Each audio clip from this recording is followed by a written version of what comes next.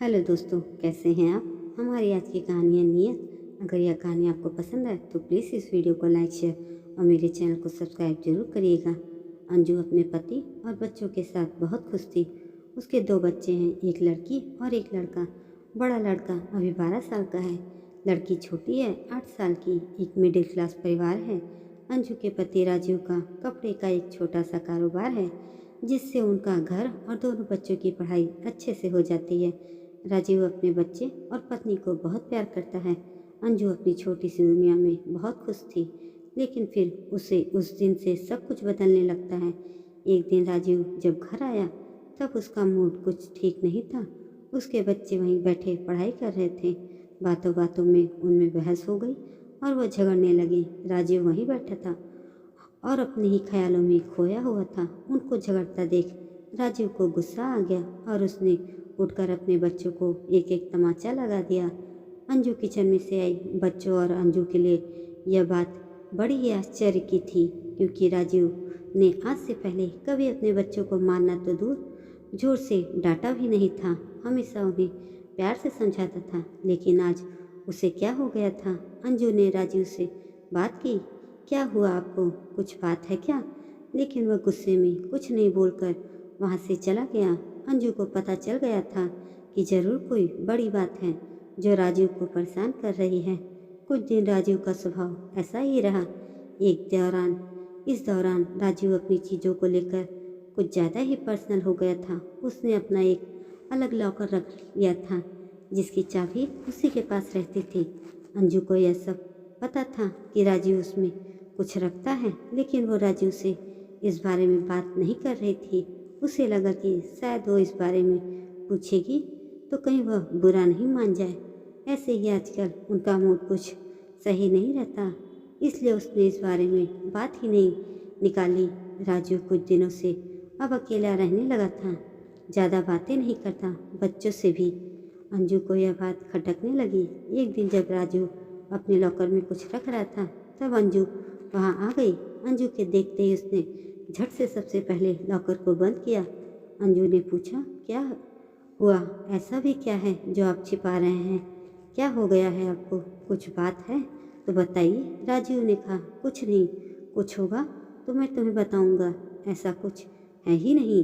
अंजू को अब चिंता सताने लगी कि उसे अपने पति का बदला रूप साफ साफ दिखाई दे रहा था। घर में शांति ना हो तो उसका असर सब पर पड़ता है। करीब 1 महीने तक उसके पति का यही रूप रहा और यही स्वभाव रहा, लेकिन 1 महीने बाद अचानक ही वह फिर से बदलने लगा। पहले की तरह ही बच्चों से बात करने लगा, शांत और सरल, पहले से भी ज़्यादा हो गया। अंजू खुश तो थी, लेकिन उसके मन में अभी भी शंका और संकोच तो बना ही हुआ था कि अपने पति के इस तरह के बदलाव से उसके मन में अभी भी दुविधा थी। सब कुछ धीरे धीरे फिर पहले जैसा होने लगा, लेकिन अभी भी राजीव अपने लॉकर को नहीं छोड़ता था। लॉकर पर ताला ही लगा रहता था, ना ही उसे किसी को हाथ लगाने की इजाज़त होती थी। अंजू को लगा राजीव फिर से वैसे हो गए हैं, अभी यह काफ़ी है। धीरे धीरे वह शायद खुद ही अपने मन की बात बता दे। समय बीतता गया। एक दिन अंजू दोपहर में अपने घर से कुछ काम को निकल गई। राजू दुकान पर थे और बच्चे स्कूल में, इसलिए वह घर के काम से अंजू खुद ही गई। लेकिन बाहर जाने पर उसे पता नहीं था कि उसे कुछ ऐसा भी दिखाई देने वाला है जो उसकी ज़िंदगी बदल देगा। उसे वहाँ राजीव दिखाई दिया, वह भी एक बहुत ही खूबसूरत औरत के साथ, और राजीव उसे पैसे भी दे रहा था। उनको देख अंजू छिप गई ताकि वह उन्हें दिखाई नहीं दे, लेकिन अब उसके मन में सवालों के भूचाल आ गए थे कि वह औरत कौन थी और राजीव उसे पैसे क्यों दे रहा था। तरह तरह के ख्याल आने लगे कि इस औरत की वजह से ही शायद उसके पति में बदलाव आया है। शाम को जब राजीव घर आया तो अंजू ने पहले ही कुछ सोच रखा था। उसने राजीव से पूछा, दिन कैसा गया? कहीं गए थे क्या, या दुकान पर ही थे? राजीव ने कहा, नहीं, दुकान पर ही था, कहाँ जाऊँगा। अंजू को पता था कि वह झूठ बोल रहा है, लेकिन क्यों और किस कारण से यह उसे पता नहीं था। उस दिन से अंजू राजीव पर नज़र रखने लगी। वह बीच बीच में दुकान पर जाती थी और राजीव का फ़ोन भी चेक करती थी, लेकिन अगले 1 महीने तक उसे कुछ नहीं मिला। राजीव न तो उस औरत से मिला और न ही कुछ और बात थी मिली, लेकिन महीने की 1 तारीख को वह उससे फिर मिलते हुए दिखाई दिया और उसे पैसे देते हुए भी दिखाई दिया। अंजू को अब कुछ समझ में नहीं आ रहा था कि आखिर यह बात क्या है। कुछ महीनों तक उसने लगातार ऐसा ही उसे करते हुए देखा और उसे पता चला कि राजीव हर महीने उस औरत को पैसे देता है। अंजू ने महीनों तक इस बात को देखा था। एक दिन जब राजीव अपने घर आया तो अंजू ने उसको पूछ ही लिया कि क्या बात है, आप कुछ छिपा रहे हैं क्या? राजीव ने कहा नहीं। फिर तुम वही बात लेकर बैठ गई। अंजू ने इस बार बोल ही दिया, अगर कुछ छुपा नहीं रहे हो तो हर महीने उस औरत को पैसे क्यों देते हो?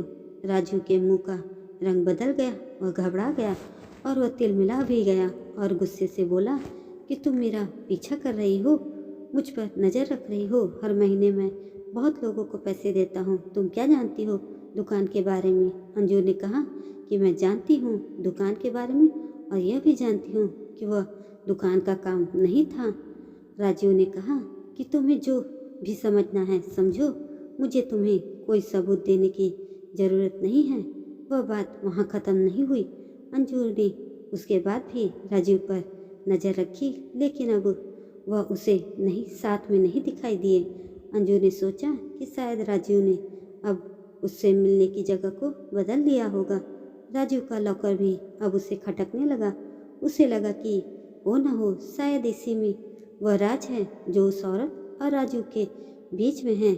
जब राजीव नहीं था तब अंजू ने कोशिश भी की उस लॉकर को खोलने की, लेकिन वह नहीं खोल पाई। घर में बच्चों को देखकर अंजू चुप हो गई। उसने इस बात को घर में उठाना बंद कर दिया। उसे लगा कि उसका इस बात पे उसके बच्चों पर बुरा असर पड़ेगा और वह नहीं चाहती थी कि ऐसा कुछ हो। समय बीतता गया। करीब 3 साल के बाद राजीव की तबीयत अचानक ही खराब हुई। राजीव की तरह तबीयत इतनी खराब हुई कि उसे सांस लेने में प्रॉब्लम हो रही थी। राजीव अपनी पत्नी को बिना बताए अस्पताल गया और करीब 1 या 2 दिन के बाद वापस आ गया। घर में किसी को इस बारे में उसने नहीं बताया। 2 दिन बाद जब वह घर आया तो अंजू उस पर टूट पड़ी, बोली कि क्या हालत बना रखी है, कहाँ थे? ऐसा क्या है जो आप इतने सालों से छुपा रहे हैं? आज मुझे आपके और इस लॉकर के बारे में जानना ही है। राजीव ने अब सच बताना ही सही समझा। उसने लॉकर खोला और उसमें से फाइल निकालकर अपनी पत्नी को दिखाना शुरू कर दिया। सब देखकर अंजू के पैरों के तले जमीन निकल गई। उस फाइल में उसकी बीमारी और अस्पताल के पर्चे थे। राजीव ने बताया कि आज से ठीक 4 साल पहले उसे पता चला था कि उसे एक गंभीर बीमारी है और वह ज़्यादा दिनों का मेहमान भी नहीं है। इस बात ने उसे तोड़ दिया था। उसे चिंता सताने लगी थी। वह यही सब सोच में डूबा रहता था। वह निराशा और चिड़चिड़ा हो गया था। यह सब हो ही रहा था कि एक दिन दुकान के सामने उसे एक औरत दिखाई दी जो कि भीख मांग रही थी। उसे देखकर उसे दया आ गई। उसने उससे पूछा, क्या हुआ बहन? देखने में लगता है कि तुम अच्छे घर की हो और फिर सड़क पर इस तरह भीख मांग रही हो। उस औरत ने अपनी कहानी सुनाई और कहा कि वह अनाथ थी। उसके पति ने उससे शादी की, लेकिन उसके देहांत के बाद उसका वहाँ रहना मुश्किल हो गया था। उसे वहाँ के लोगों की नीयत का पता चल गया था, इसलिए वह वहाँ से कैसे भी बचकर अपने बच्चों के साथ वहाँ से यहाँ इस नए शहर में आ गई। यहाँ उसका गुजारा और रहना मुश्किल हो रहा है, इसलिए मजबूरन उसे भीख मांगना पड़ रहा है। राजीव को उस समय लगा कि अब उसकी ज़िंदगी कुछ ही समय की है, इसलिए उसने उसकी मदद करना शुरू किया। उसे और उसके बच्चों को रहने को घर और खाने की व्यवस्था की। साथ ही हर महीने उसे पैसे भी भेजता रहता था। उसने न सिर्फ उसकी बल्कि औरों की भी मदद करना शुरू किया। राजीव भी आश्चर्य से भरा रह गया था कि इस दौरान उसे पैसों की भी कभी कमी नहीं हुई।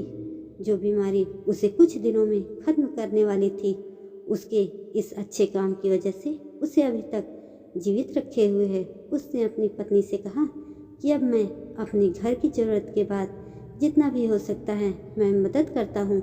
जिस किसी को भी ज़रूरत हो मुझे अंदर से खुशी मिलती है। शायद यह उन लोगों की दुआ है जो अभी तक मैं जीवित हूँ।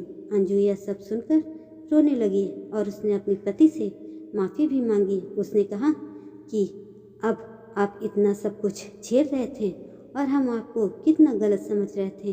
अंजू भी राजू के इस काम में अब उसका साथ देने लगी। इस ज़िंदगी में कब क्या हो जाए हम में से कोई नहीं जानता। अगर हम किसी के काम आ जाएं, किसी को ज़िंदगी जीने में मदद कर दें तो उससे बड़ी बात कुछ नहीं है। अच्छे कर्मों और नियत का फल हमेशा अच्छा होता है। दोस्तों, यह कहानी आपको कैसी लगी कमेंट करके ज़रूर बताएं और ऐसी ही अन्य कहानियों के लिए मेरे चैनल को सब्सक्राइब जरूर करें। धन्यवाद।